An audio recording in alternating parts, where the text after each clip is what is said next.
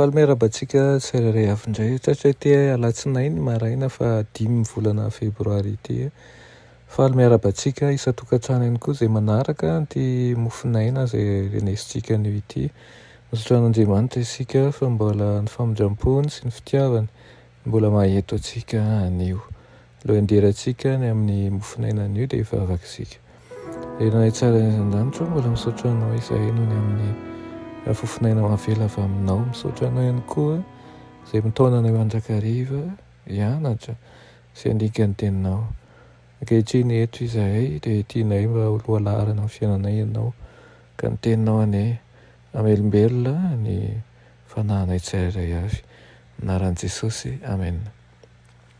Teny mofinainantsika androany dia manao HOHAZAVAINA ny tany manontolo. Nalaina amin'ny Apokalipsy 7:1 manao hoe rehefa afaka izany dia hitako fa indro nisy anjely iray nidina avy tany an-danitra, nanana fahefana lehibe ary ny tany no hazavain'ny voninahiny. Amen.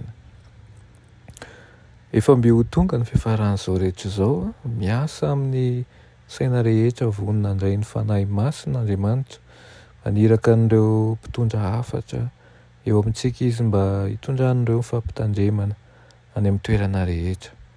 Mizaha toetra ny fanoloran-tena sy ny fahavonona ny fiangonana anaraka ny fitarihan'ny fanahy masin'Andriamanitra, tokony hampitomboina ny fahalalana. Indreny ireo mpitondra hafatra ny lanitra mivezivezy mitady ny fomba rehetra mba hampitandremana ny olona ny amin'ny fitsarana ho avy sy manambara ny vaovao mahafaly ny famonjena amin'ny alalan'i Jesosy Kristy Tompontsika.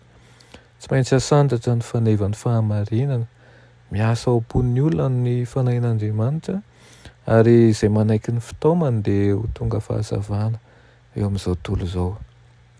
Hiteny rehetra ireny izy ireo mizara amin'ny hafa ny fahazavana izay nonraisiny, tahaka ny nataon'ny mpianatra taorianan'ireo trano fanahy masina tamin'ny andro Pentekosta izany tao amin'ilay efitra ambony, arakaraky ny amelan'ny fahazavana izay amirapiratra no andraisan'ny herin'ny fanahy masina amin'ny fatrany lehibe kokoa hatrany.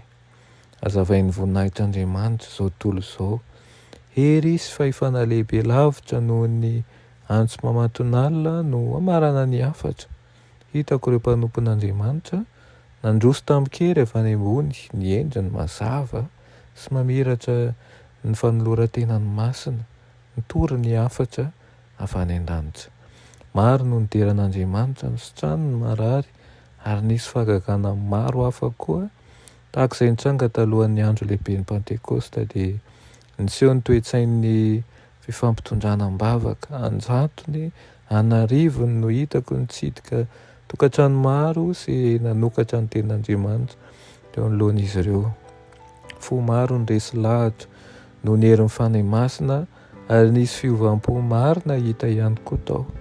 Varavarana maro no nisokatra handray ny fahamarinana toy ny mahazavan'ny hery avy any an-danitra n'izao tontolo izao.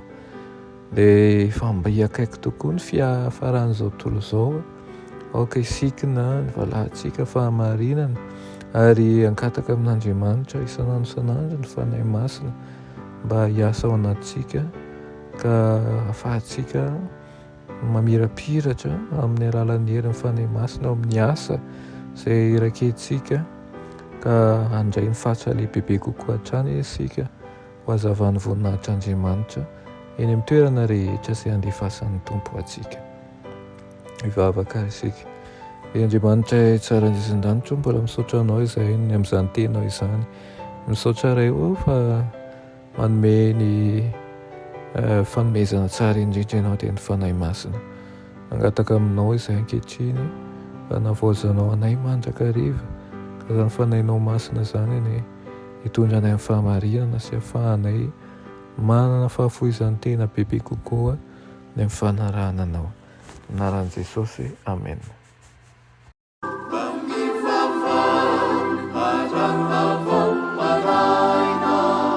Sarovinao ilay mpanao anazy.